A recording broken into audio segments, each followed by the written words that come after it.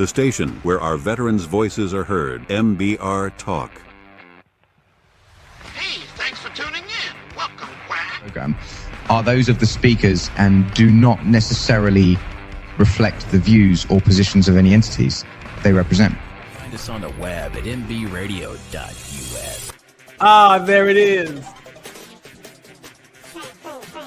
You tuned into the Farron Dozier Show on nbradio.us, 10 o'clock edition and Live Sports. Catch me here Wednesdays at 4 p.m. Pacific time, only on nbradio.us. Shout out. How did I do? Was that a good take? That might work.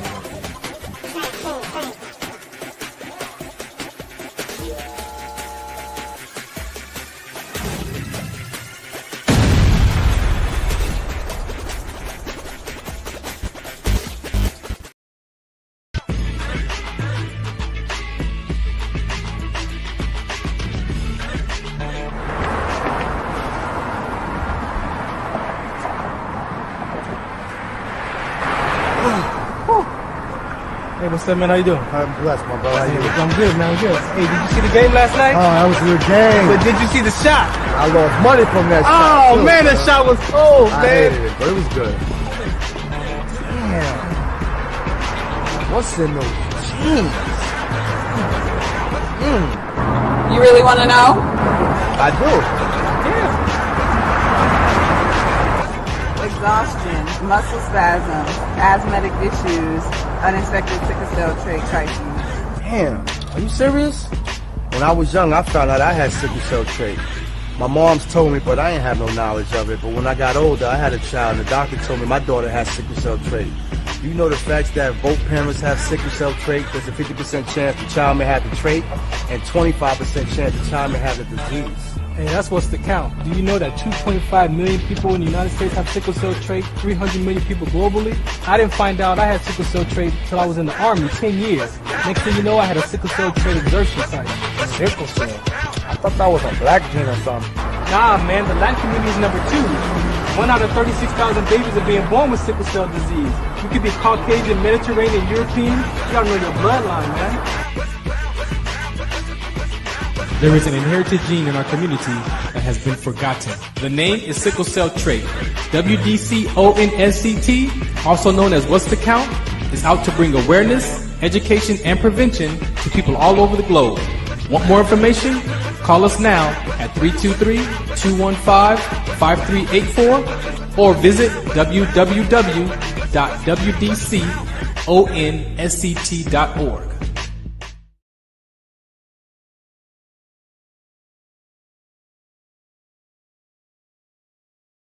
Some of us still carry the burden of battle. It threatens to drown us in our everyday lives. In battle, we had our weapons and combat gear to keep us safe, to keep us confident. But when we returned home, we were not armed with weapons and gear to cope with our own minds. I was lucky to find my combat gear, my mental weapon, and it's called Calmago. Calmago is a drug-free device that allows you to achieve calm in less than 3 minutes. In moments of anxiety, stress, anger, panic, or insomnia, not with medication, but rather by activating the parasympathetic nervous system through breathing regulation and multisensory stimulation. A recent study has shown that Calmago decreases PTSD and anxiety levels in veterans, helping those who are suffering and having a long-lasting effect. Visit Calmago.com to learn how you can get Calmago through the VA or with a special veterans discount code.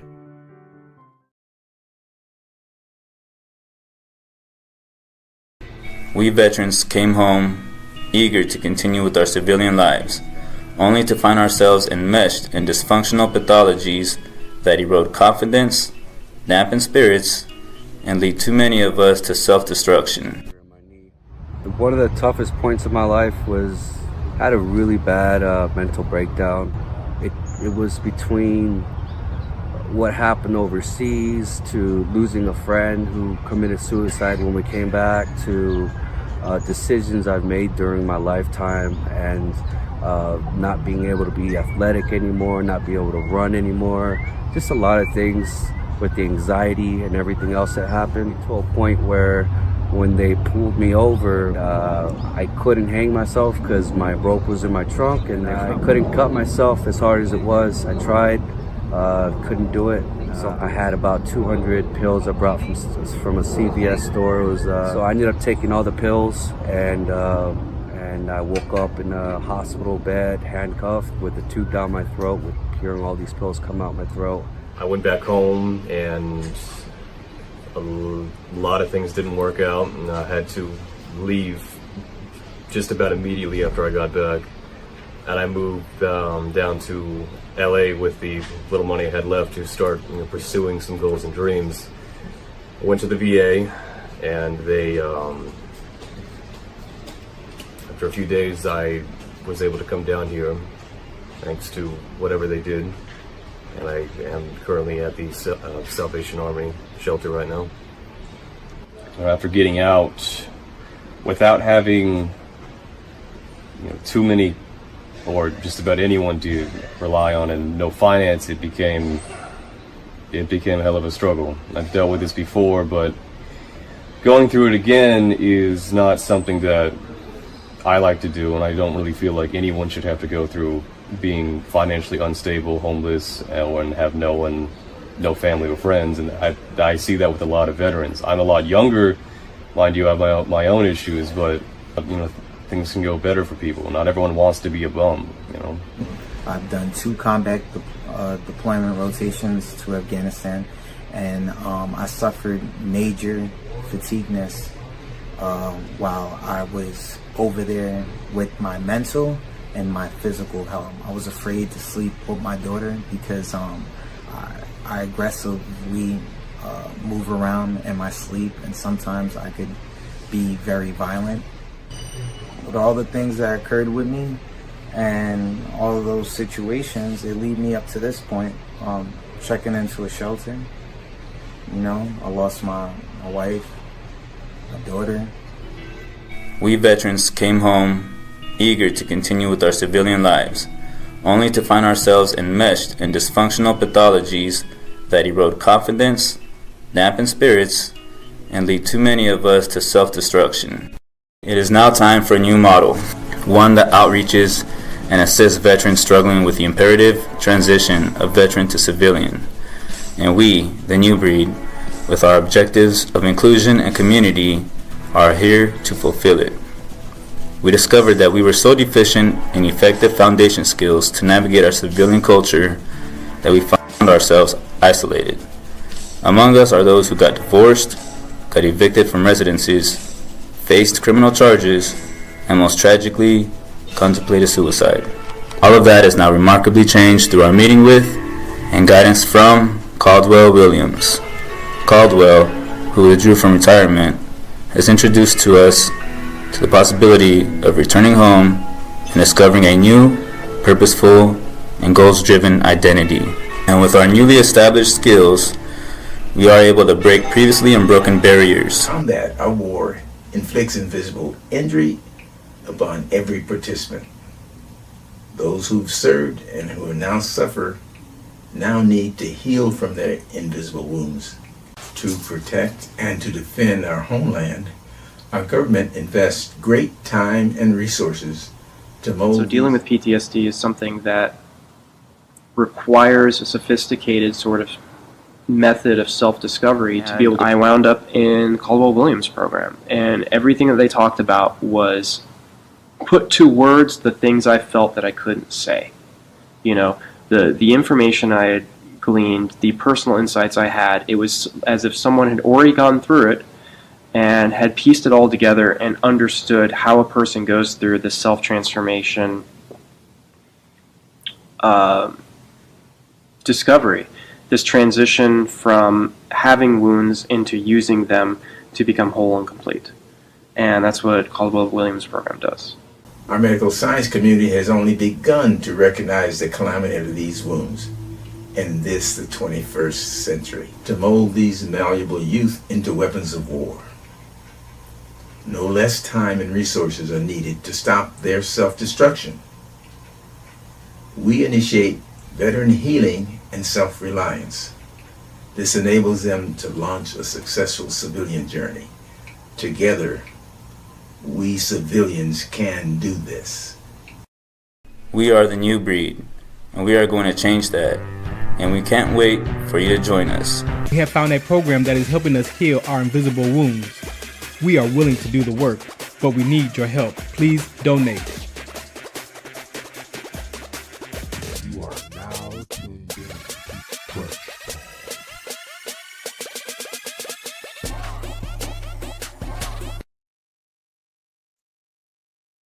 All right, good afternoon and welcome to another episode of the Farron Dozier Show on the Military Broadcast Radio Network. I'm your host, Farron Dozier. Thanks for listening in. We are streaming on all your major platforms, so wherever you get your podcasts, I'm sure you can go there and check us out. The QR code you see above me, you can go there and donate to our organization. They provide these services for us veterans. They're giving veterans a voice, and yes, I am one of those veterans, retired 24 years.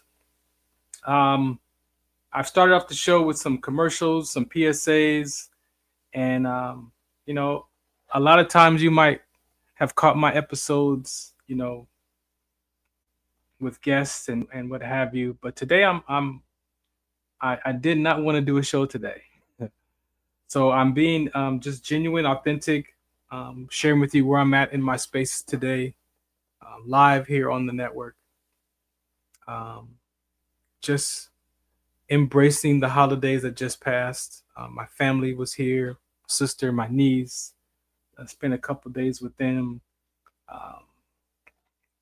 and just really just reflecting and not experiencing the sadness, but it's holidays, and for some of us, holidays are not always pleasant as the commercials may seem on TV.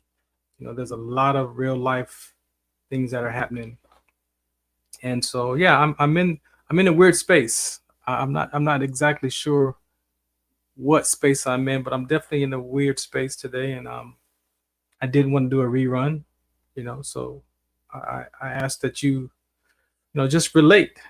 Sometimes you have to push past and push through how those chemicals in your body are releasing, and causing those thoughts to have whatever thoughts that you have, and then the stories that pop up in your mind, and then the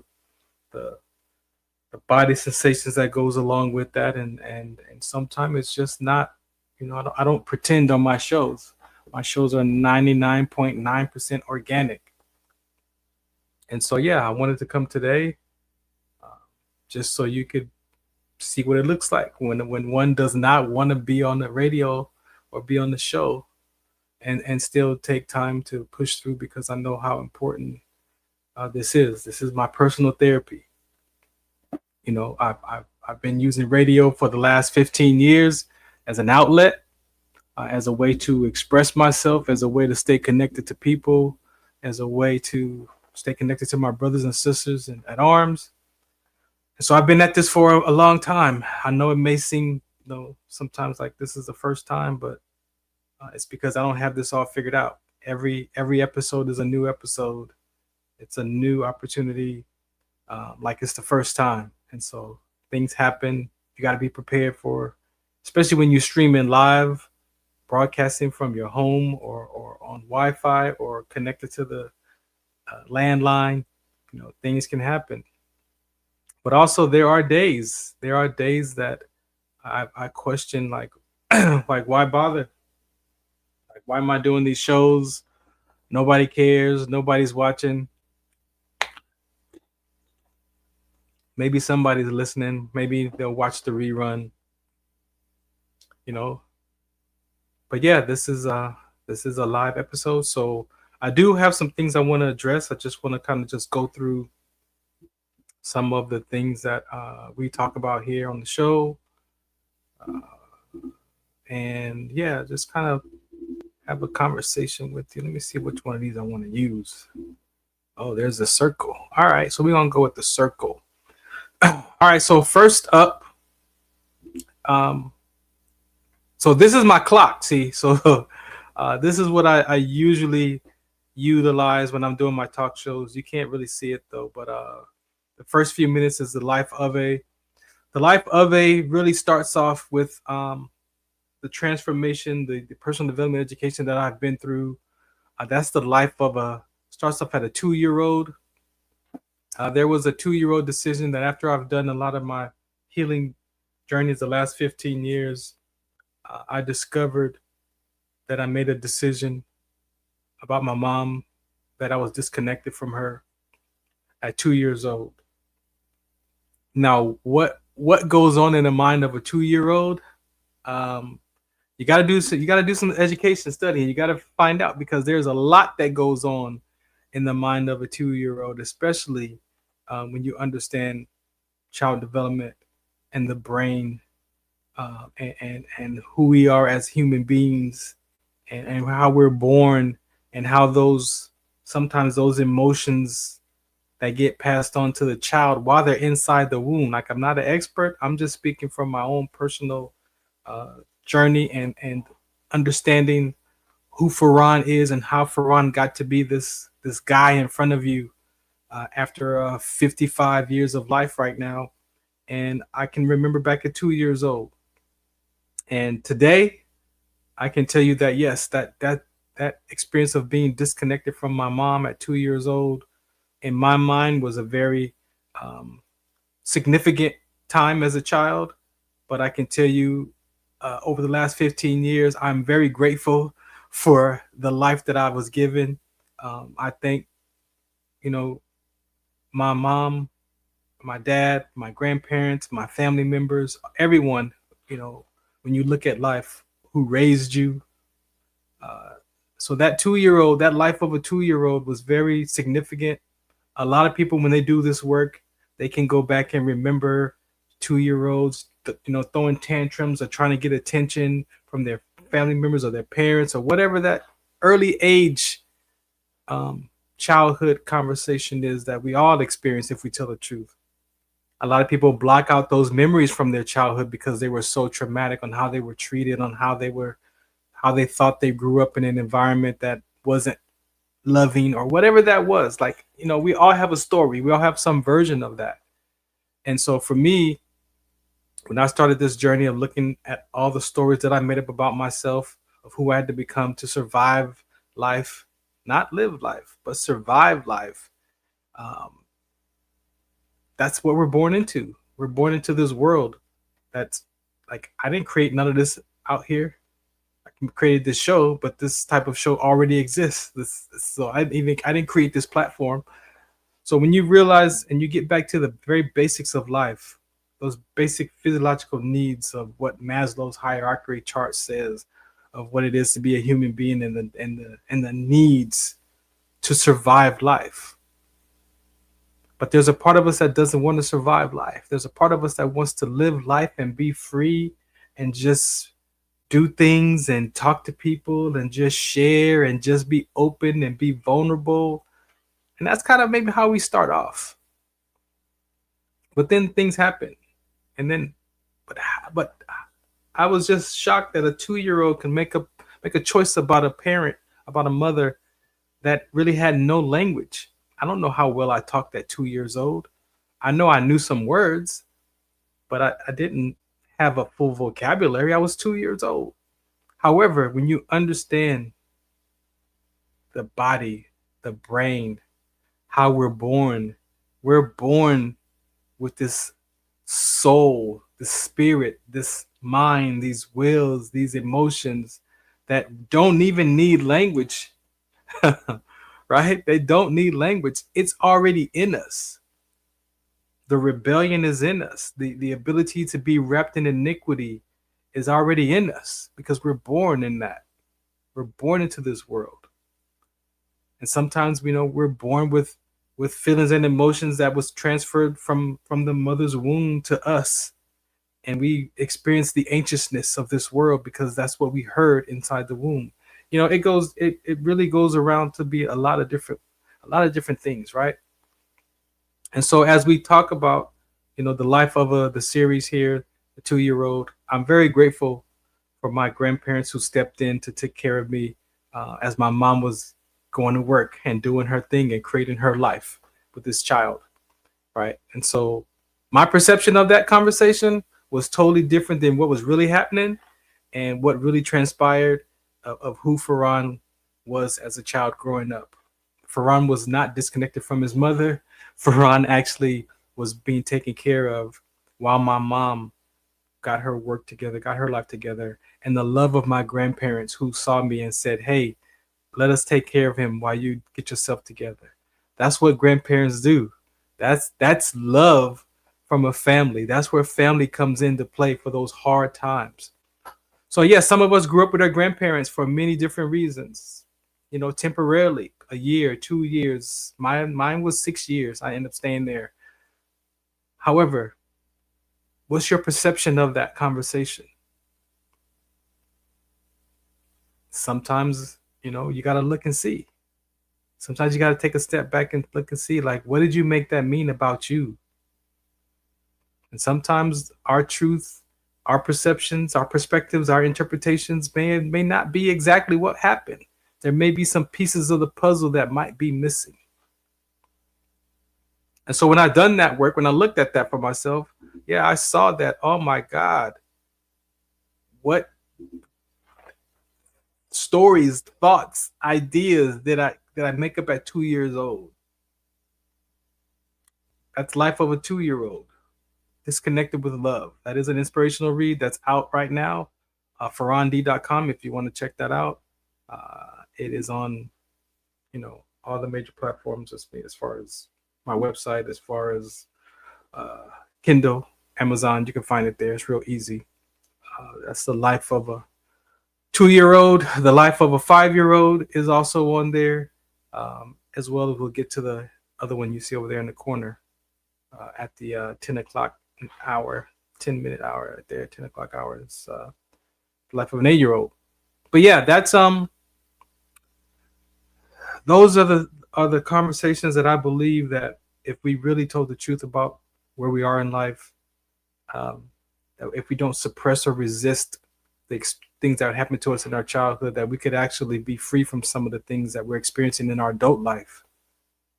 The freedom that I got from discovering that 2-year-old decision about my mom was the last piece of me actually being reconnected to my mom after 53 years, 52 years, right? So imagine living 50 plus years thinking, believing, feeling that your mom, you're disconnected from your mom. How do you think that looks? How would that look for you, realizing 50 plus years later that you wasn't disconnected from your mom, but you felt that in your life and you actually lived from that? It's not just a feeling, but then we live from it. We're used by disconnection. We're used by disconnection. And if you realize that you're being used by disconnection, then what if you're used by not being disconnected? So if you feel like you're disconnected, imagine what that would feel like if you were connected. And maybe you are the key to that reconnection. I was. My mom didn't do this work. My mom didn't take these classes. I did the work for myself and discovered some things like that. So those things are very important. That's the life of that first part of that episode there. As we move down to the 15 past the hour, you see that's Trench Talk. That is my original military talk show. 2013, it went live. I came up with Trench Talk in basic training, 1989. Just being out there in that new environment with these people that I didn't know anybody, know anyone. Yet we trained and developed to want to stand for each other and willing to die for one another, right? So I don't know about when you went to basic training, but we were still digging foxholes. Now they had some foxholes that were already prepared, but I don't know about y'all, but we dug foxholes. I might not have been in that era, but I was in one of those last eras of digging the foxhole. And so that trench talk, I didn't even know what that was. I didn't even know that there was such job in the military called trench rats. Like that, that's a term in the military that was put on my heart. And I didn't know what it was. I just knew that the experience of that and talking to people, talking to these other fellow soldiers that are from all parts of the world. And here we are connecting on a level that as a 19-year-old, was new and fascinating, but also developing to be a soldier, giving my life to death at 19 years old, which that wasn't my concept at the time. But as I peeled off those military labels, looking at who I became from this basketball identity that I had for so many years as a child, because that's how I made friends at school, from changing different schools. The basketball court was where you found Farron, so that became my identity. I necessarily didn't want to go to the NBA with it. It was more of a recreational connection, stress relief, pretty much, because I used it to connect with other children, which relieves the stress. It relieved anxiety playing basketball. So you could see how sometimes exercising and these kind of sports and athletics that we take on becomes a part of an identity, because we get to be another person in that moment. I wasn't Farron, the new kid on the block. Now I'm Farron that's, shooting the 3-pointer. I'm Farron that's making the pass. I'm Farron in that, that identity. And so, yes, so that military identity, that basketball identity, at some point in life, those identities were threatened. They were challenged. And I was at the point where I didn't know who I was outside of those identities. After I had that exertion with sickle cell trait, I couldn't exercise anymore like I used to. My body started breaking down. My mental health, again, a lot of that worrying, a lot of those survival skills that we have to survive life can also take you out. And so understanding that and having that military identity, re-embracing that military identity, peeling off some of those layers of that military identity, the basketball identity, like there was a lot of identities that I had to go through to figure out what that would look like in a what's next, in a who am I, right? And I played that video in the beginning. You've heard from Caldwell's Education. I'm a part of that curriculum. I'm actually one of the trainers, the only actually trainer right now that's left that can teach that program. But you heard those guys that were sharing their experience of their own military career, of the things that they went through, and the cost of their families, the cost of being homeless, but most importantly, the experience of the cost, the vitality, the well-being, that cost. See, we focus on the activity of life costs, but what about the experience of life costs? The cost of love and affinity. It's difficult to have anxiety and depression and feel loved. Those don't go together. It's one or the other. You can't feel depression and feel connected to people. Or can you? I think that would be very difficult, having both of those emotions at the same time. Or maybe that's what keeps a person alive, because they can't go back and forth from being disappointed in themselves and remembering that they have family that they want to live for. But even that, do we need to live for our family? I know, and I know that because I said that for myself, because I hung on to my youngest daughter in my transition out of service, Deja. Like, I knew I didn't want to take my life. I knew I didn't want to leave her like that. I had mental toughness. I played basketball. But that anguish, that feeling that I felt was a different feeling. And so, yeah, sometimes I believe, we may need to put family members in front of us, but I still believe that you have to put yourself first too, and not in a selfish way. See, I'm talking about putting yourself first in an experience, in a living life, not an activity. See, most people feel like if I put my children first in an activity, then they'll like me more, they'll like me better. I ask to look at another side of that. Because if I'm well, then my family's going to be well. But if I'm trying to make my children well and I'm not well, what are my children going to see? What are my friends and family going to see?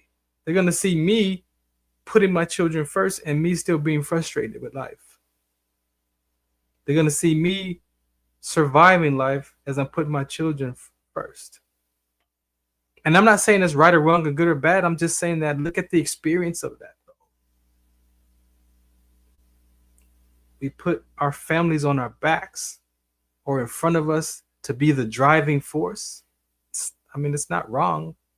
I just know for myself, it was out of order. And it really was hurting me more than it was helping me.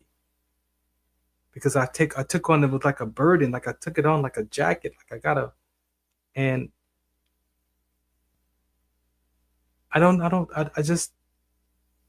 I see that as a way to survive. And if I put my children or put my family in front of me, and if it doesn't turn out, then I get to blame them secretly, silently, emotionally. I did this for you, man. I did this for you, my son, and look what you did with it. Then there's no accountability, responsibility for myself. And then I'm still frustrated. Because maybe I'm trying to put my concerns on my family. That's not their concerns. Those are Farron's concerns. So what is that? I don't know. It's something. But these are the things that I had to go through that I talked about on Trench Talk, life before, during, and after service. Most recently, it became Black GI Radio. So I'm in between conversations right now on what that next step is for that military piece. But definitely Black GI Radio / Trench Talk, because I branded myself. A lot of people know me in the military community for Trench Talk as a show idea, as a segment. So I still keep it. And that's where we are with that. It's if you want to be a guest on Trench Talk, you're a military veteran, you support veterans, you have a company that supports veterans, you have a story, you're a relative or a dependent or a father or a mother of a veteran, more than welcome to be a guest here on the show in that segment there of Black GI Radio Trench Talk. And I named that Black GI Radio again because I am Black. And my community definitely needs a voice, right? And in a voice that not that we bash society, but there is an emotional piece to what it is to be a human being. And for some people, being accepted or being included or being a part of something and being Black was not looked upon as a good thing. Was frowned upon, or whatever perception of people have about the Black community. So yeah, I definitely want to be responsible for my community and be a platform where they can come and share their experience. But my show is for everyone. It's a human being conversation, so no one's left out.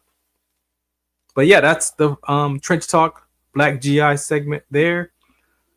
What else? We're gonna play a PSA and come back, and then I'm gonna go through the rest of the clock with you. And if you find one of these segments that you like to be a part of, you have something to talk about, I got you.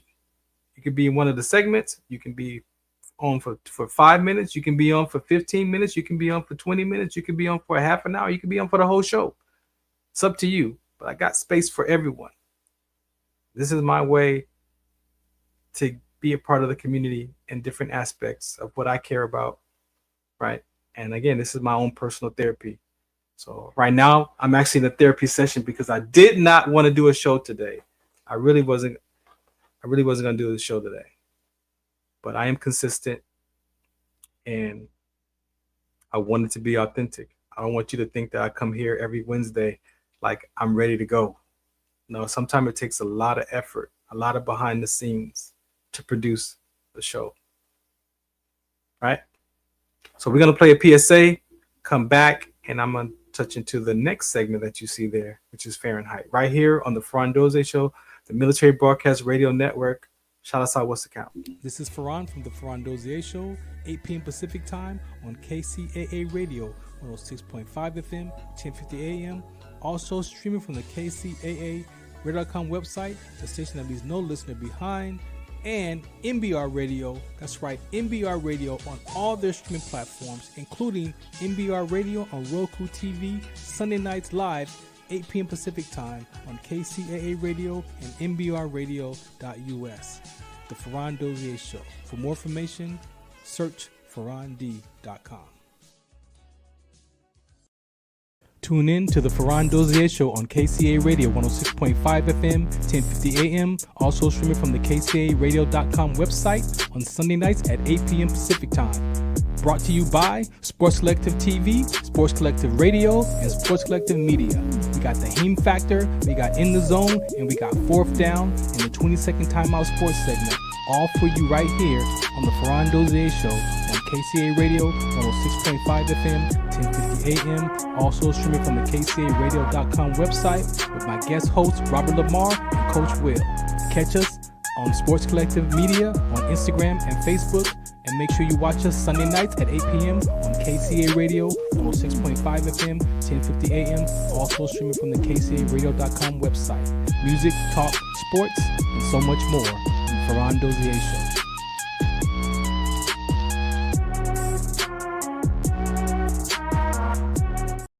Opinions expressed in this program are those of the speakers and do not necessarily reflect the views or positions of any entities they represent. Find us on the web at mbradio.us. All right, welcome back to the Farron Dozier Show on the Military Broadcast Radio Network. Yeah, I got a little recharge there in that commercial break. This next segment that I do, it's called Fahrenheit. You can't see that. How can I move out the way? Move out the way. All right, there we go. So Fahrenheit. So actually, that's my name. My name is actually Farron. Yes, it is Farron. My mom named me that as a baby when I was born. However, in the Life of a series that we talk about, I got teased. I got teased about my name being Farron and Fahrenheit and Ferrari and Pharaoh and all these, whatever, Ferret, all those names. Yeah, so I didn't like it, and so I changed it. I changed it to a more masculine tone, which is Farron, spelled the same. I just made it more to where when people said it, actually it was Farrond, so people could say the whole thing like Farron, like that, Farron, not Farron. They wouldn't say Farron, they would say Farron. So a lot of my work in school papers has Farron, Farrond at the end. The D is for don't ask, because I didn't like my middle name either. My middle name is DeVale, and I didn't like that name because I got teased by that name too. And so, yes, we know that our peer age groups can be hard on us as children with each other. And so I did not like my name at all. So I changed it to Farron. And then in 2016 LA Talk Live, maybe 2015 LA Talk Live, I came back and I was doing some shows back at the station. I was there in the beginning. I was there in 2013, 14, left in 14, came back in 15 because I went to do a trench talk show for Calvet. Calvet actually had a government contract that they were using my show to interview the Calvet staff. And we actually traveled a couple of places with them to do some interviews. Shouts out to my teammate who was partnered with me at the time. That relationship came to an end. And so I went back. Where did we go? Well, we left. We did some episodes that you can still see on LA Talk Live, Trench Talk Live, and then we went to LA Talk Radio. So I was on LA Talk Radio as well, out there in the valley, in Woodland Hills. We did about a year over there or so, 9 months. And then after that contract ended, I came back to LA Talk Live on my own and was able to bring all of my talk shows back. And I happened to be in the studio one day, and one of the broadcasters came in, we're hanging out, and I don't know where he got it from, but he just blurted out, "Oh, Fahrenheit, playing the hottest hits and the coolest conversations." And at that moment, I actually was like, "Oh, I like that," because that was a segment that I was doing music and talk, and so he blessed me with that title of Fahrenheit. Now I still wear Fahrenheit cologne, who was classic in the 90s, in the early 2000s. But yeah, so Fahrenheit is a segment that I do that's dedicated to, like I said, if you want to be a guest, I may invite a guest on here to talk about a song and a conversation, and that may be maybe a 5-minute talk, 3-minute talk about a hot hit that reminds them of something, and then we have a quick cool conversation about it, and they get to express themselves. I have a lot of those kind of talks. Matter of fact, I got a track for myself that I play.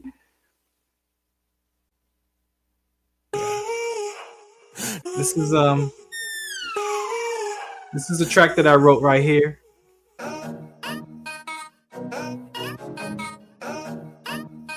This is I call this the battle of the mind. It's the spirit and the subconscious mind having a conversation.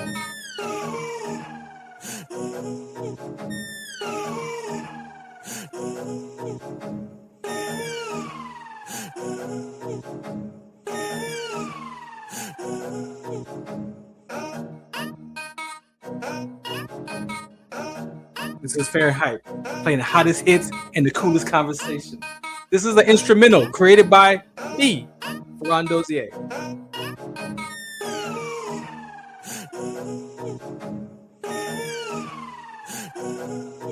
That's the battle. That's the spirit, the soul, the mind, the body having the conversation.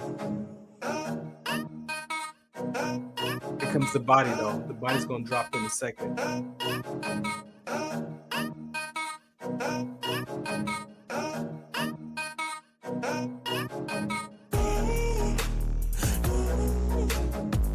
I'm very proud of that. I got like 3 of those I mixed up together.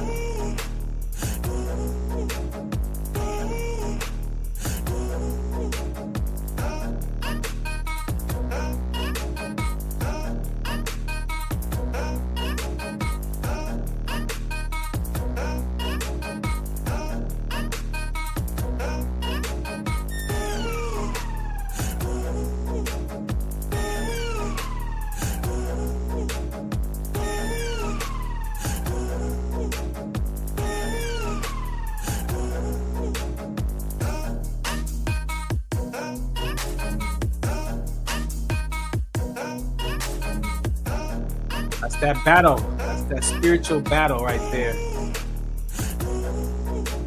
Sometimes that's how we talk to ourselves.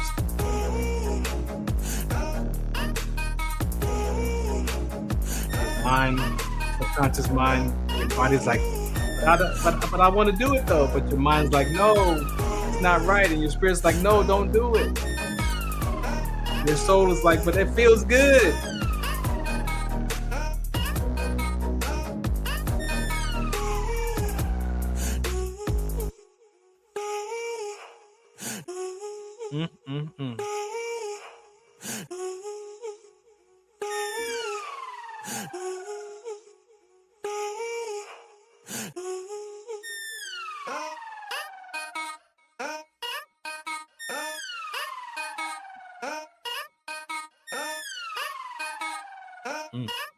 It's my track right there.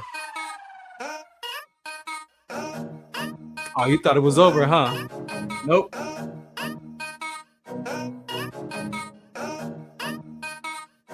I don't even make beats. but I made these. Oh, there it goes right there.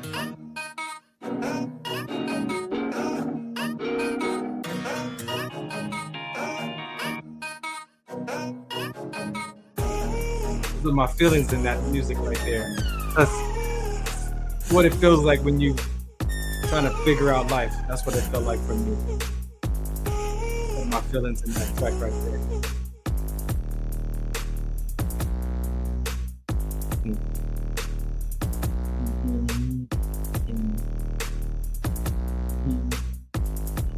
Some people use music as therapy. I know my sickle cell community does. There we go. Let's go.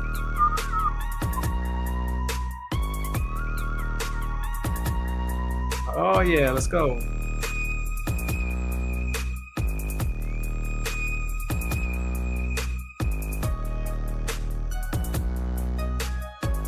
Original track.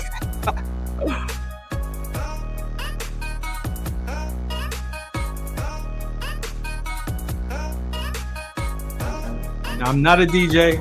I'm an old style DJ though. This jockey, not the turntables DJ. They took our name. I'm an old school DJ. This jockey.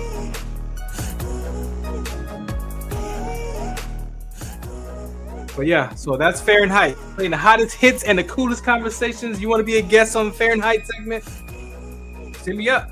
We'll talk about it. Give me the song. And then we'll just have an organic conversation about it. So I made that song on the military tour with Jody at Camp Roberts. We drove up there and he had this, he's a gospel artist. And so he had this phone with that application on it, with that app on it. And he gave it to me, showed it to me a couple of times. I sat down and I just started listening. Like I said, I put my heart and soul in it, y'all. Put my heart and soul in that track right there. And that's what came out. If you're gonna be a guest at Farron Dozier, hit me up Facebook, Twitter, Instagram. For any segment of the show, you can be a guest. All right, that's going to end right there. Fade that out. All right, so this is the Farron Dozier Show on the Military Broadcast Radio Network. I hope you're enjoying today. Again, this is more of a therapeutic session for me personally. You know, I had to get this out of my system today. Just was in a weird mood. Weird mood. And not sad. Like it's not a bad mood either. It's not even a bad mood. I'm like, maybe it's like just a mellow, I don't feel like being bothered mood today. Maybe that's what that feels like. I don't feel like being bothered mood. Wordplay. Wordplay is one of my favorite shows because that is a show that I created because I realized that sometimes we use words that don't exactly mean what we mean to say. Right? So sometimes we use words that is not the right meaning, but yet we use the word anyway. And so to avoid that or to help that conversation, I have a show segment called Wordplay. And you can come on that segment. You can come and talk about what you want to talk about. You can come and share your story. You can come and share what you're up to. And we pretty much take a word, get the definition of that word, and then play.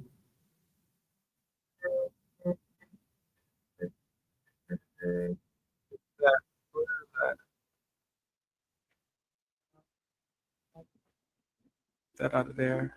Yeah, so that show is very important to me. Again, because me and my dad was doing that show together, and it was one that he passed away, and I did not. It was difficult. It was very difficult because I wanted us to do that show together. Like I created it, but I wanted he and I to have that as like a father-son conversation, that we both could take words. So we took a bunch of words, and we would find music. One of the episodes that we did together, I chose the word inspiration and karma. He chose destiny and another word. I can't remember what his other word was, but we both chose words, and we would talk about the definition of the word, and then we would play a song that matched or went with that word. And so, karma for me is one of those words that I believe that we use, but I believe we use it out of context. See, for me,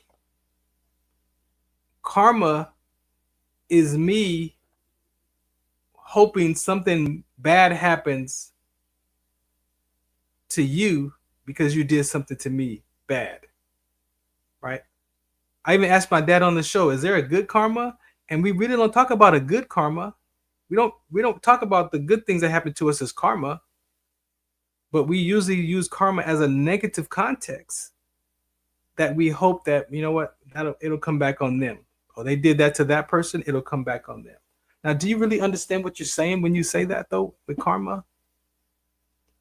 You're saying with karma that you hope something bad happens to another person because of maybe something that happened to you by that person. But do you realize that you're the one carrying that weight? You're eating the poison while they go about their life. I don't know if people look at karma in that perspective, but to me, that's what karma is. So I have to remember the upset. I have to remember what happened and hope to hear that something bad happened to you in return. Isn't that called unforgiveness? Or is that just me? I don't have it all figured out. But in my mind, if I'm hoping that something bad happened to you, that means that lives over here with me. That doesn't live out with them. That lives in my world. And I'm making myself sick in my world by carrying the stress, carrying that upset, carrying that frustration, remembering. Am I the only one that looks at that like that could be a health problem?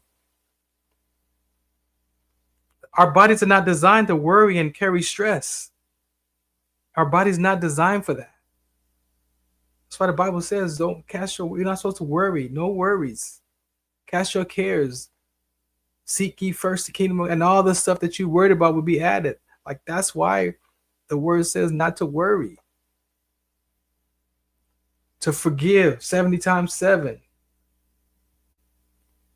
To love your neighbor with the same measure that you love yourself. Love your enemies. How can we believe in karma? And we wonder why cancer is such a byproduct of humanity. I'm not a doctor. I played the spot that said these are my own opinions. So I'm just saying, if you look and you understand the body is chemicals, the free radicals, the white cells, all of that, the food that we eat, our gut, all the chemicals that don't get digested, that are toxins. And we're living in unforgiveness on purpose. I just don't see how that works. That is a Buddhism and a Hindu belief. So as a Christ follower, as a kingdom citizen, I definitely can't be used by karma. That goes against the biblical principles. I can't be used by karma and be a Christ follower. I can't. Am I the only one? Am I the only one? Am I the only one? Am I the only one that doesn't see that karma is hurtful to yourself first? Because that person gone about their life. They may not even remember what happened. Maybe they didn't even do that on purpose to you. Maybe they were dealing with something that day, and they lashed out on you, and then you take it and you hope that something bad happens to them because how they treated you or did something to you. But that lives in your space. Do we not understand that? Or am I just like on this talk myself? So that was karma. My dad believed in karma because it was in the music. So he learned about karma in a song, and he learned about karma that because he said something or did something to somebody, it would come back on him. That sounds like taking responsibility, being accountable for your actions. That sounds like self-forgiveness is missing. There's like some stuff missing right there in our behavior and what we're used by as a person. I just disagree that karma is something that is something to be used from, to talk about. That lives in your space. That doesn't live in that person's space. Karma. So there's a lot of good songs out there with karma. Check them out. A lot of great songs with karma. So yes, that song, I mean, that show is one of my favorites. So far, all four of these episodes right here could be a show by themselves. I mean, I could literally do a couple of hours on Life Other. I could do a couple hours on Trench Talk. I could definitely do a couple hours of the Fahrenheit segment, and the wordplay segment is easy a couple hours because you got music and talk. But I've cut them down to be, 7 minutes, 15 minutes. Just depends on where I'm at, how I want to design my clock for those shows. Or I take my guests through these topics and let them answer the questions. See that? Natural.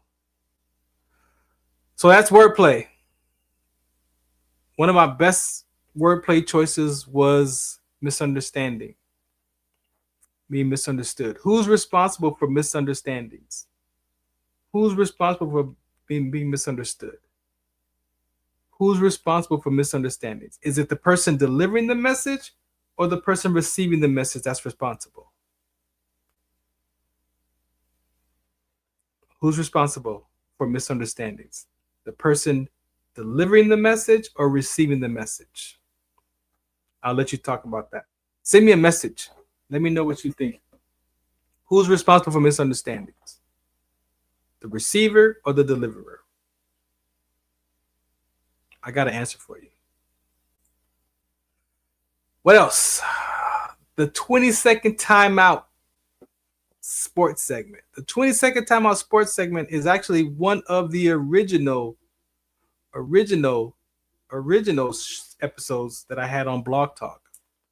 I started internet radio in 2009 into 2010 and was doing the sports show. Shouts out to Sports Log and Deborah. Those were my two first co-hosts ever. In my one of the deepest, darkest parts of my life, I was told about internet radio and I should do a sports show because I was a huge sports fan. Today you couldn't tell because it's hard for me to watch sports. I lost interest in sports. I lost interest in a lot of things that I enjoyed. But that depression, anxiety, I lost interest. And sports was one of those. So I don't really care about sports as far as watching it or as far as the highlights and how many yards and who scored this and blah, blah, this and how many passes. I mean, that's just not me anymore. How many home runs so-and-so got and how many,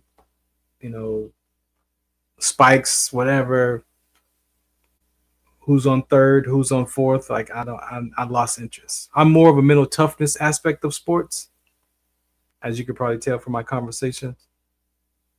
But the 20-second timeout sports segment is for me to interview different athletes, let them talk about their sports career, not me. I don't want to talk about it, but I give them the space. I give the space to have those sports conversations, whether it was just in elementary school or high school or college or professional level. take a 20-second timeout. You know, a 20-second timeout, that's a basketball timeout, 20-second timeout. And yeah, I also add music to that as well because I have a mental music segment. And so I asked that guest, that athlete, to send me the song that they're listening to in their headphones when they're preparing for a game or practice. A lot of us listen to different things in our headphones as we're getting ready, getting our minds situated. And so I take that song, we talk about their sports career, and then I ask the question, why did you give me this song around your mental toughness? I play the song, and then they hear the few bars, and then they share what comes natural. I love that segment too. Inside of that segment came a show and a segment called Sports Collective. Sports Collective was created again back in 2010, again with me and Sports Log, trying to figure out, play with these different names of the shows. We had the 20-second timeout sports segment. We had the Sports Collective media, Sports Collective radio, and I've just carried that name, Sports Collective, because again at LA Talk Live, we were doing the Sports Lounge Live. So I had 4 shows at LA Talk Live. So I had I had WDC Radio. A few months later, that was March. I went to LA Talk Live in March. I dropped WDC Radio there, and then in June I dropped the first episode of Trench Talk, and then shortly after Trench Talk in June, we launched Sports Lounge Live. So LA Talk Live had a sports show that we created. I was one of those first to have the sports show over there, and ran through a bunch of different co-hosts, through that episode. And as the show was transitioning, we needed to create our own sports show. And so I just revived Sports Collective. It became Sports Collective TV, Sports Collective Media, because we're on media, and radio, because now we're on all these different platforms.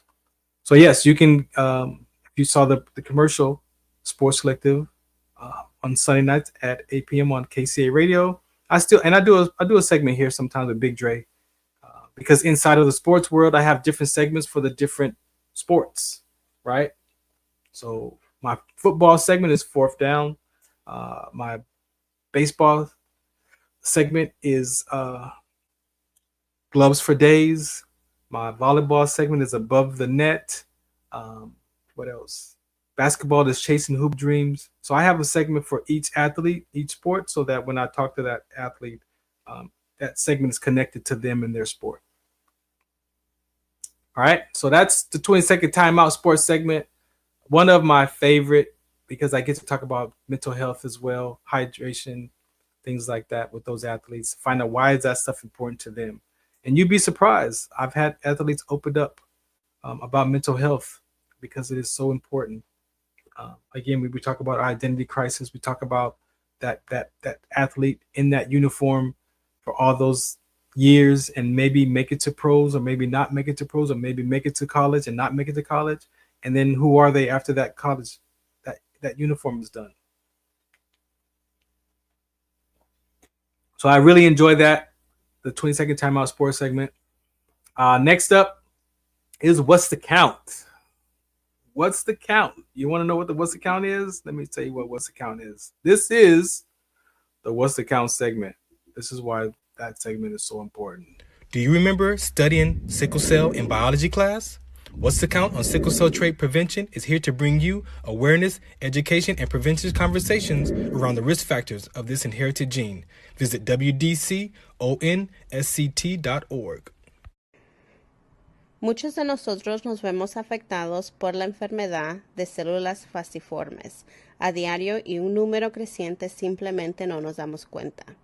Los impactos de esta enfermedad afectan a todas las personas y en especialmente a las personas de color y con antecedentes diversos.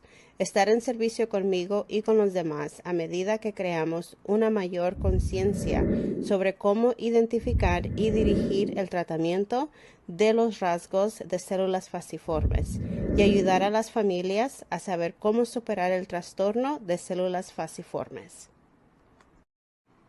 WDCONS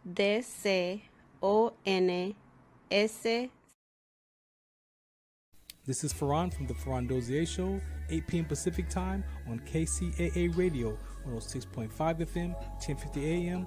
Also streaming from the KCAA Radio.com website, the station that leaves no listener behind, and MBR Radio. That's right, MBR Radio on all their streaming platforms, including MBR Radio on Roku TV, Sunday nights live, 8 p.m. Pacific Time on KCAA Radio and MBRradio.us. The Farron Dozier Show. For more information, search farrond.com.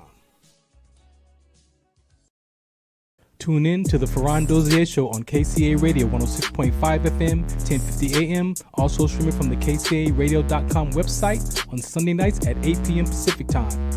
Brought to you by Sports Collective TV, Sports Collective Radio, and Sports Collective Media. We got the Heme Factor, we got In the Zone, and we got Fourth Down in the 20-second timeout sports segment. All for you right here on the Farron Dozier Show on KCA Radio 106.5 FM, 1050 AM. Also streaming from the KCARadio.com website with my guest hosts Robert Lamar and Coach Will. Catch us on Sports Collective Media on Instagram and Facebook.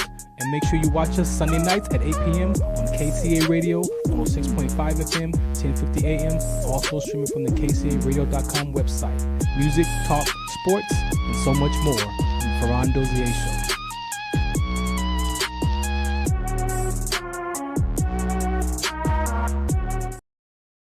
Zetovia salve, made from natural and organic ingredients, good for inflammation, poor circulation, hemorrhoids, yeast infection, lip sores, dry coughs, eye pain, minor cuts and bruises, and ready to purchase at botanicaherbalco.com.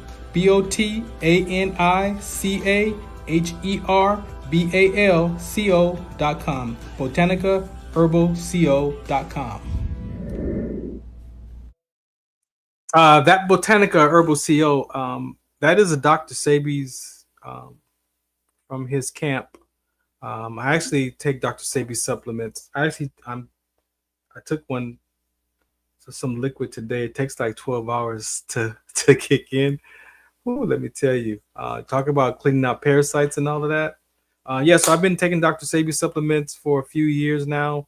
I'm actually looking to do one of the, he's known for curing diseases, sickle cell and lupus and a lot of leukemia, all types of things. And so there is a compound that you can take. And so I'm probably going to take it in January. It's about 3 to 4 months. And it all makes sense because when you look at the red blood cells, your normal red blood cells, and this goes for my show right here, the What's the Count. The red blood cells live 120 days. For normal adult hemoglobin, 120 days. My sickle cell trait gene only lives about 20 days or so, under 120 possibly. So I have one because if I got malaria, that red blood cell with the sickle cell trait will die off quicker and come back at 40%. So I could survive malaria if my red blood cells got attacked from malaria and those 40% died off quicker to get rid of that virus, and then the 40% come back, and then I can survive that 40 as the other 60% starts to rejuvenate itself in the bone marrow, and I get back to my 60-40. So imagine if your body is inflamed, or you have mucus, or you have inflammation, and so those red blood cells, they're dying off and they're coming back, but they're coming back in what? In inflammation. They're coming back with mucus inside the cells. So by taking that compound, if you clean your body of the toxins and the mucus out of your bloodstream, and you're rejuvenating, you're creating new red blood cells as you're cleaning out the old toxins, what happens? It looks like that. As you're cleaning out and the new red blood cells are coming in, guess what happens? Now all of the inflammation is out of your body, and you're producing fresh, clean, no toxins, very little toxin in your body. So your body is no longer acidic. And then you feed it the proper nutrients, you feed it the proper enzymes and minerals that the body needs that we don't really get from food. You don't get that much from a salad. You don't get that much. We don't get. Come on, we tell the truth. So imagine that's the process. So if those red blood cells die off and come back in 120 days, and I do that, and I cleanse my blood from the mucus for 4 months, guess what happens in 4 months? There's no more disease. He was an engineer. He used herbs to clean the body from mucus. Red blood cell conditions. 40 different diseases are created from your red blood cell deficiency, like my sickle cell trait, like thalassemia, like C trait, like D trait, like OA Rev, like 1,000. Don't count the other types of red blood cells conditions or the white blood cell conditions. So I've got friends that have taken this compound that haven't had a sickle cell crisis since 2015, and even longer. Like I said, he's known for curing. He went to court and won the cases that he proved that he cured those diseases. And again, in my wordplay segment, 2 segments prior, right here, you got to remember the definition. What's the definition of a cure? Sometimes it's just healing. Some people think a cure means that it's got to go away completely. So language is so important. Language is key. So yes, look up the definition of cure. Sometimes it just means that the body is healing, and that's the cure. It's found its way to heal. And if you take care of your body and you flush out the mucus and you get your acidity out and you get it back to a pH level balanced body optimal state of running, then you're not going to be sick. Cancers can't live in a pH alkaline body. Cancer cells only can survive in an acidic body. So when you understand that, I'm like, oh, okay, cool. So, I live in pain. My body's inflamed. I'm stiff, but I'm gonna try it though. I'm gonna try it and see what happens to my body. If I can heal my body and get rid of these inflammation and these, whatever's in there, and maybe get some 60% good red blood cells going, because my sickle cell trait is going to still do what it do. So, but maybe I can flush out the mucus in my blood, and I still might be left with pains because the joint damage is the joint damage. I can't do nothing about that.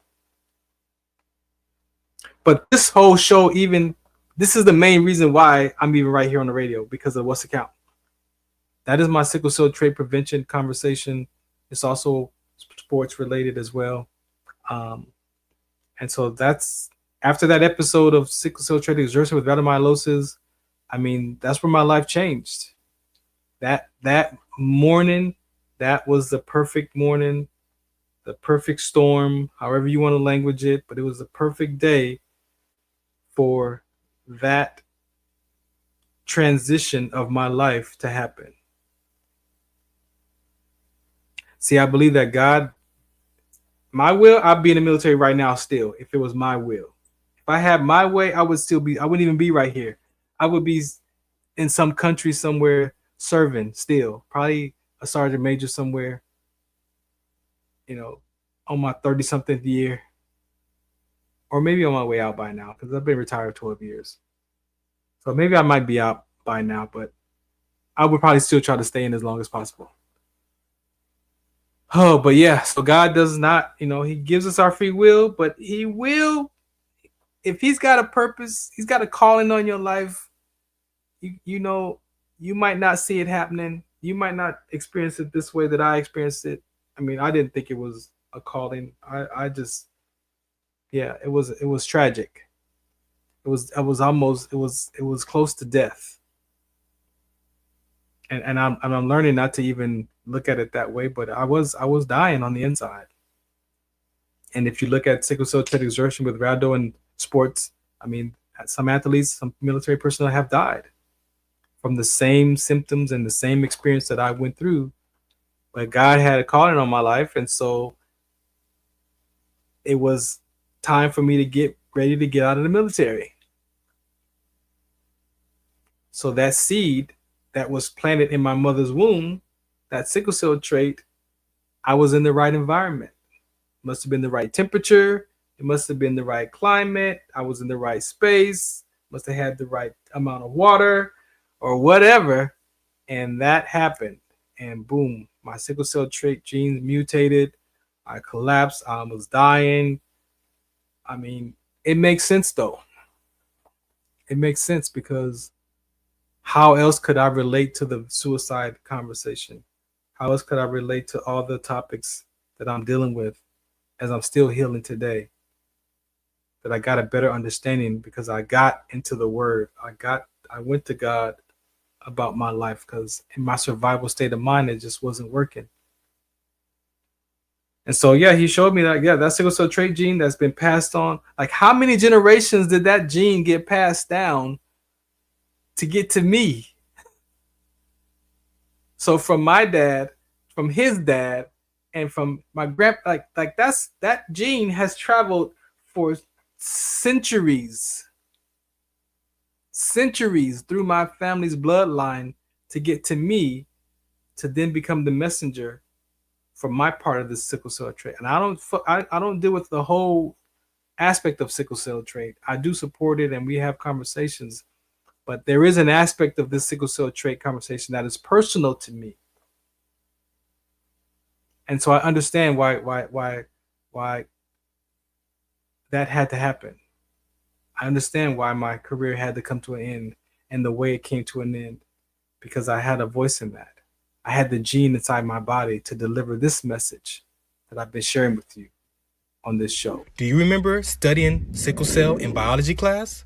What's the Count on Sickle Cell Trait Prevention is here to bring you awareness, education, and prevention conversations around the risk factors of this inherited gene. Visit wdconsct.org. You see, inside suicide ideation, the willingness to die, those are things that if you find your what's next, possibly that could be removed. And so, yeah, the willingness to die has been desensitized because I found my voice in the conversation that my voice is needed, that I was born to deliver a message. I don't say I don't still deal with it. There are days that I'm like, nobody cares about that talk, bro. That's my mind. Like, nobody cares about that. Sometimes I have proof that nobody cares.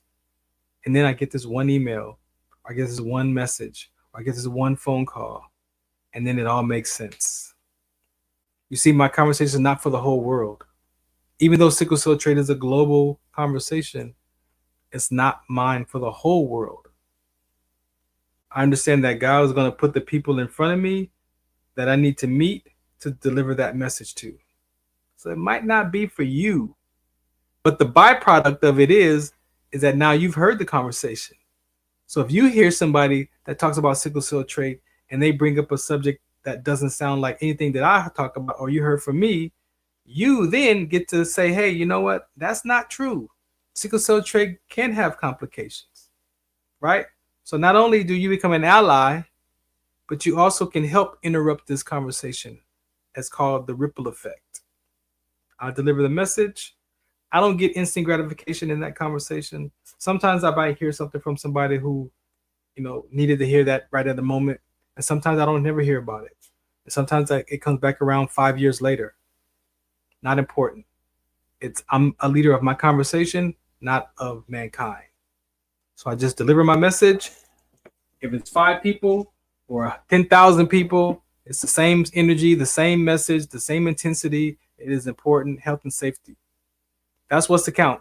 if you want information about What's the Count, right there, wdconsct.org. You can go there, check that out. Military tour, got some education pieces on there, got some interviews on there.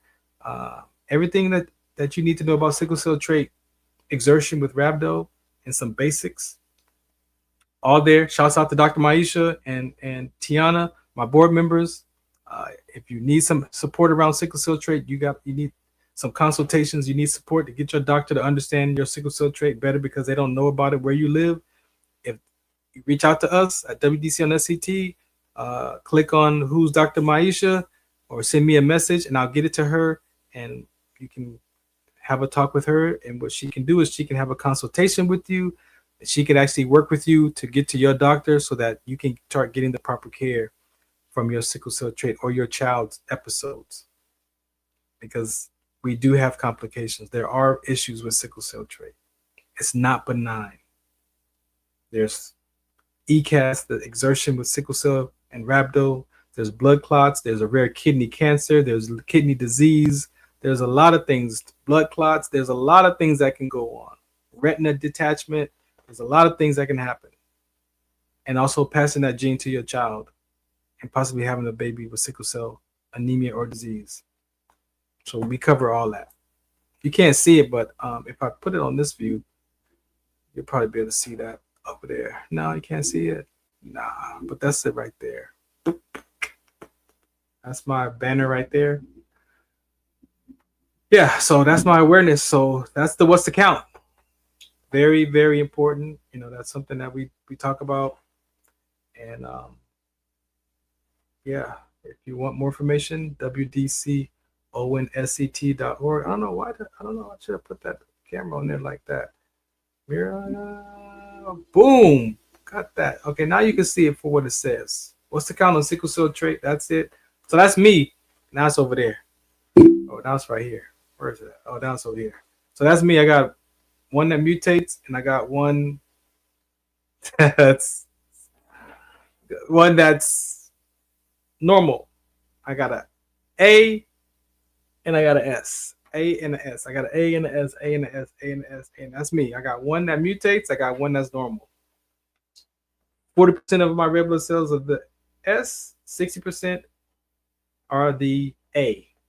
And in that conversation, what's possible is exertional sickling with rhabdomyolysis, which is what I experienced, which is why What's the Count is important as a conversation, right? So thank you for that. 2 more, and then we're out of here. Yeah, we'll be right at our 90 minutes. Life of an 8-year-old. That is one that is very important for me. The life of a 5-year-old was my mom. I mean, the life of a 2-year-old was my mom, but I also have the life of a 5-year-old with my dad. I have the life of a 6-year-old with my elementary 2nd grade classmates that laughed at me for reading with a ruler. I have the 8-year-old, which is back again to my mom, which pretty much set the tone of our relationship at 8 years old, because that's where I made it mean that my mom abandoned me. I was already disconnected, but that one was abandonment. So I had proof. I had body sensations. I told myself I can't trust my mom. I have to be responsible for this key. The latchkey kid of 1978 is the life of an 8-year-old. And so if you do the research, look at that. If you look it up, latchkey kid syndrome is a real conversation. It affects us in that era, from failed marriages to obesity to relationship issues and abandonment issues, or whatever that is. Some people even grew up in that latchkey kid era that don't even want to have kids themselves because they had to grow up and take care of their siblings. Like, that's the impact of that generation, that some people don't even want to have children because they feel like they gave up their childhood because they had to raise their siblings and they were only like 9 years old, 12 years old, taking care of their siblings, feeding them, changing diapers,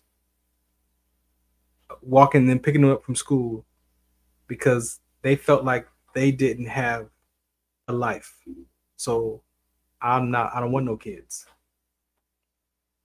Me, I made me something about my mom, which my mom then as an 8-year-old represented all women. So I can't trust my mom. I can't trust women.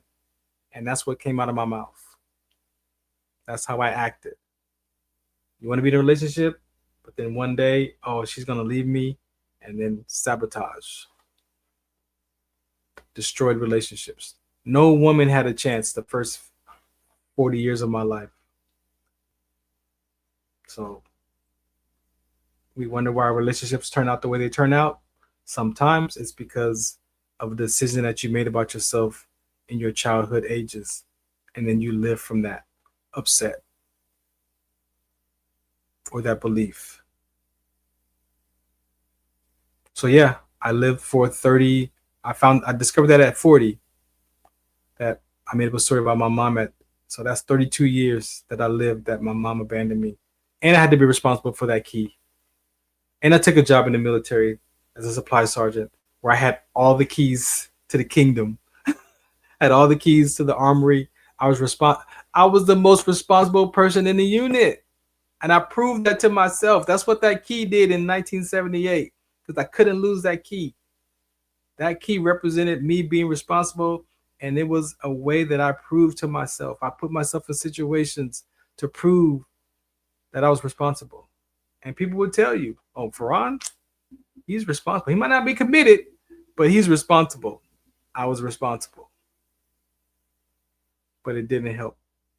It was more of a fracture than it was. I mean, it worked out in the military because I had a great career. I had a property book of $5 million, $6 million, tracked from a paperclip to a tank. I had the keys to the vault.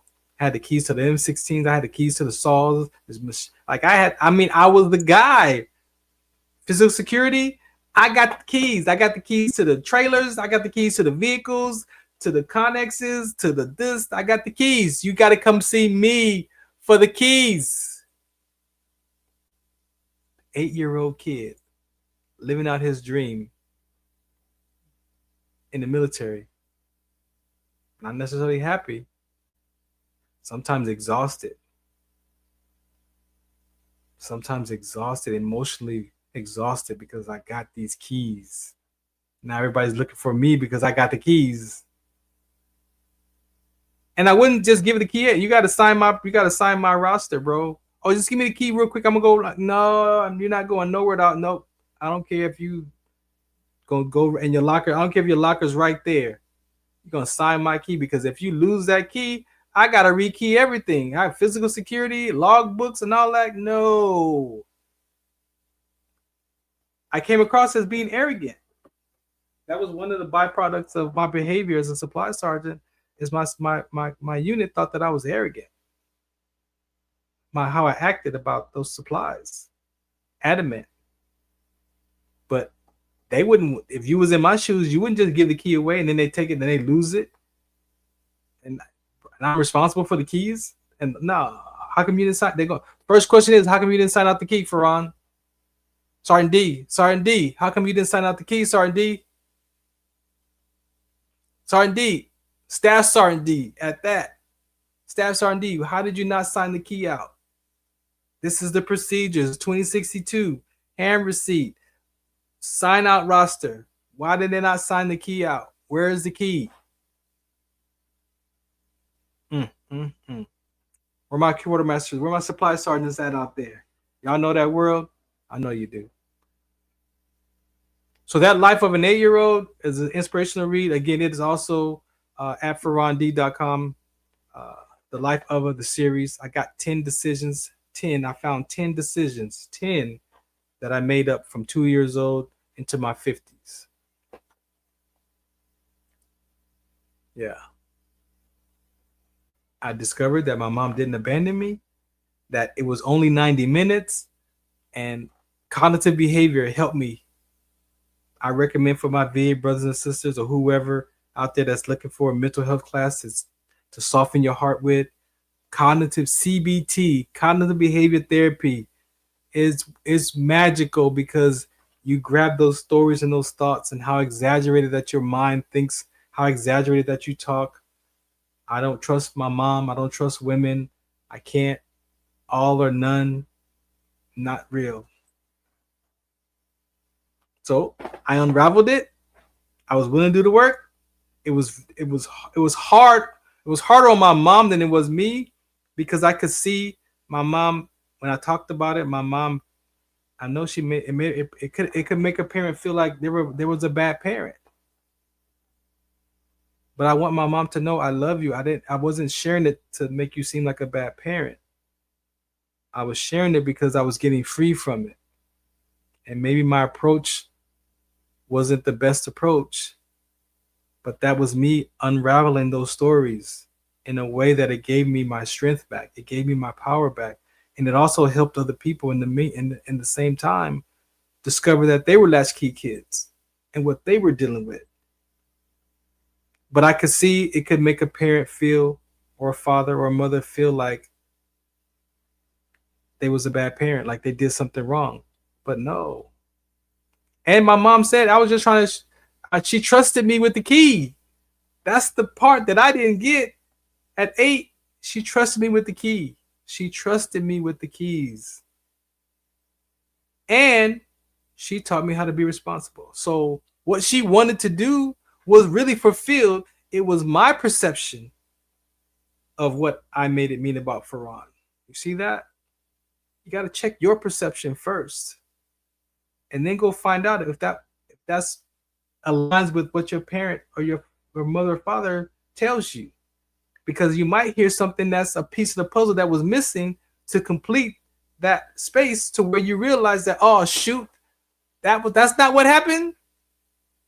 You mean it didn't happen like that? You mean, yeah, it didn't happen like that. You only seen, and then you have to look when you for your self-forgiveness is you was a child. So you got to forgive yourself too. You forgive your parents, but you forgive yourself too as well, because the mind of a child doesn't know what it is to be an adult.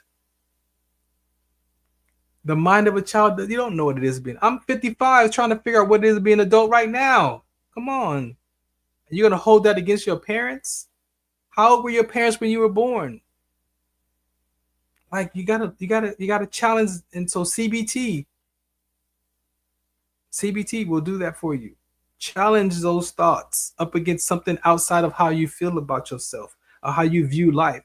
Find some principles that you can challenge, that you trust and have confidence in, that you can unravel your life inside of. And for some of us, we use the Word of God in addition to the cognitive behavior and the personal development classes. Yes. So today, I filter all the world stuff that I learned, education. I filter through what the Bible has to say. It's like a strainer. If I can't find it in Scripture, then it doesn't fit that. Because what I did was, the Word gives me my strength. When I feel like I'm weak, I'm strong in Christ. When I'm weak, I'm strong. In the world, when you weak, you weak. You can't be vulnerable in the world. You can't show your emotions and feelings as men in the world. But in God's Word, so you got the wordplay, you got the world, WORLD. Take out the L of world, and you're left with what? The Word. So there's no L's in the world. I mean, in the Word. There's L's in the world, but there's no L in the Word. That's wordplay. But there is an L in the Word, but it's called love. So it depends on how you want to look at that wordplay.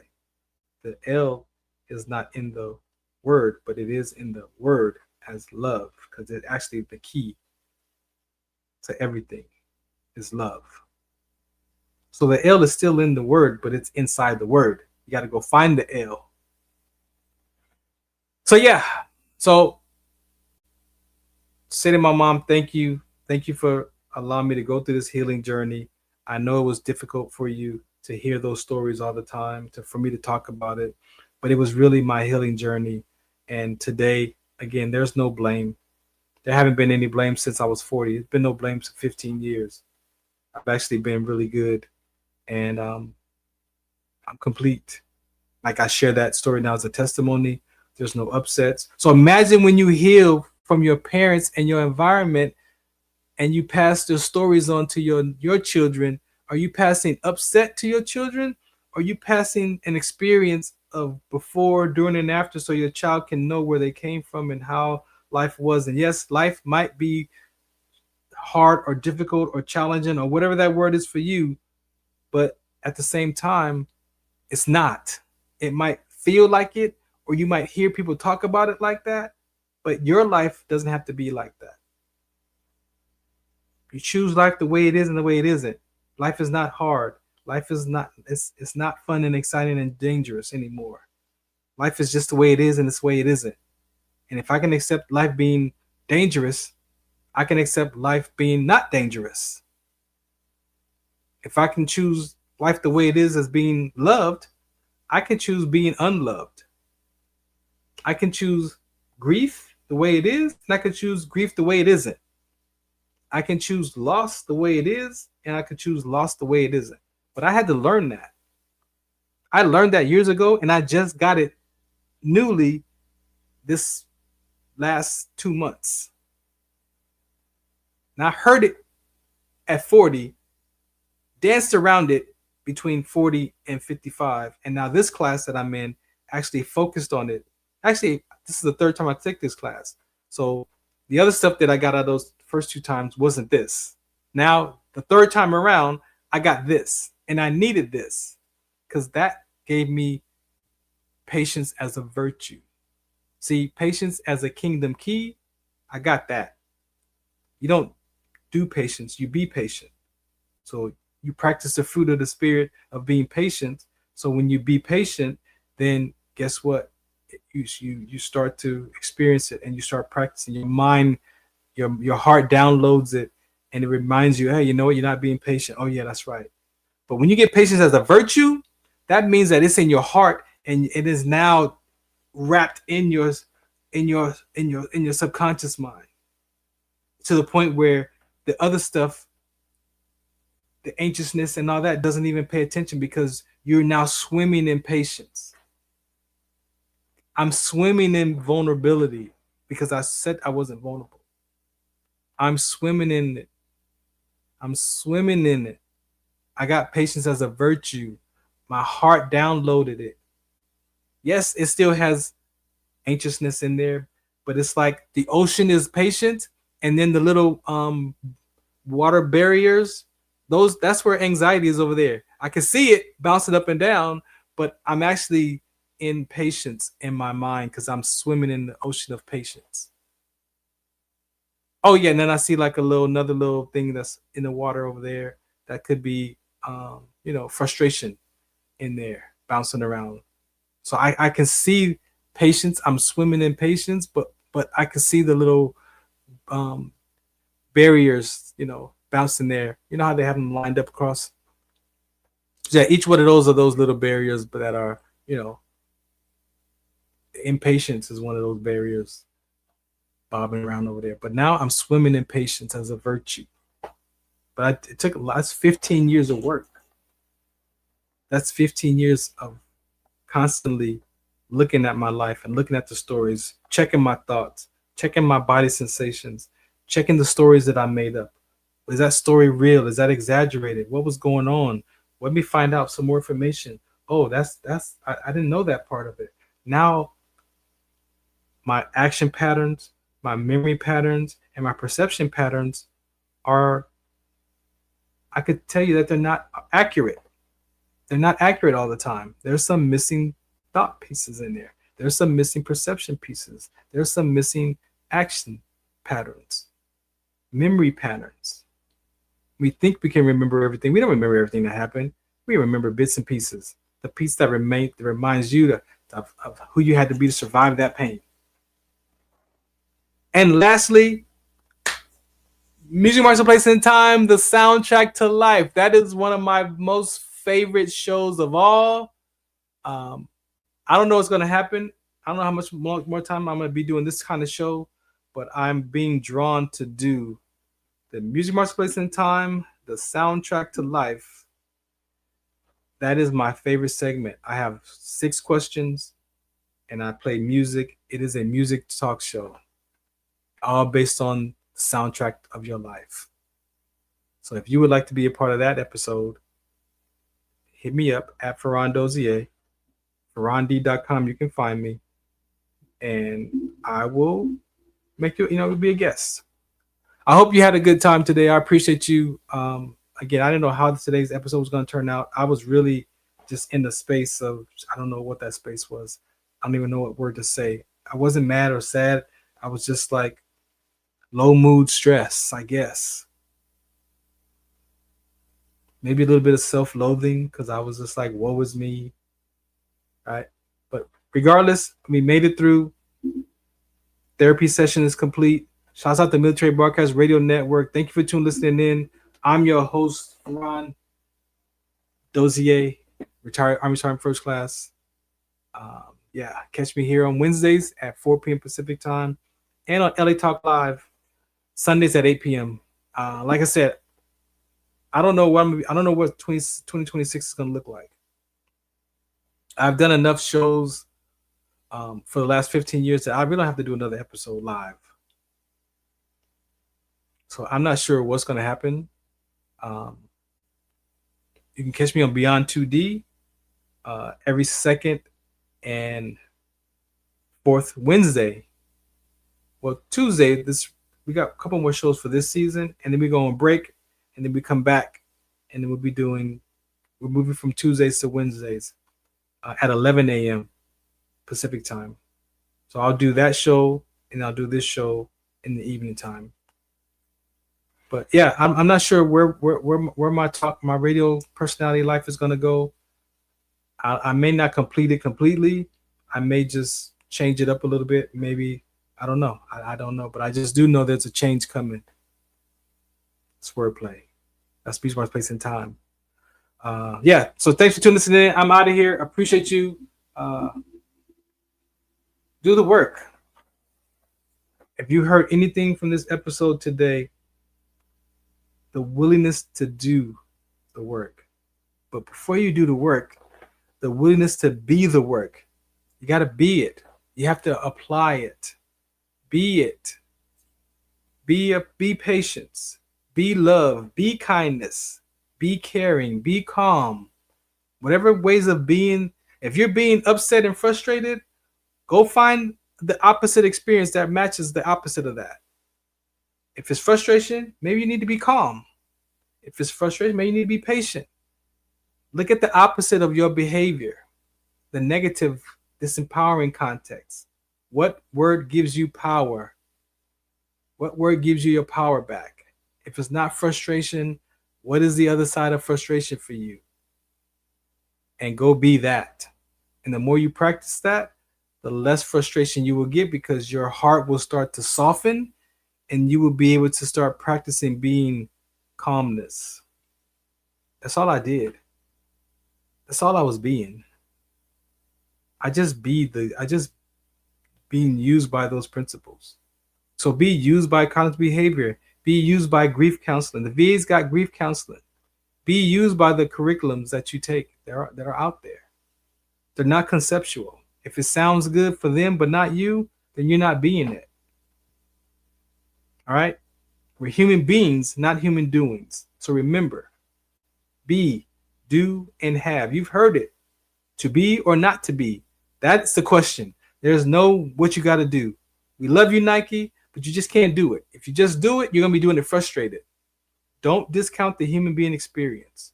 We're human beings, not human doings. This is the Farron Dozier Show on the Military Broadcast Radio Network. Let me change that background before I get out of here. Boom. All right. We got Sports Collective. So check this out. I'll show you what we got. We got Sports Collective. This is that's Trench Talk, the Farron Dozier Show for sure. We got the IE Hounds. We got EQ Athletics. We got the clock right there.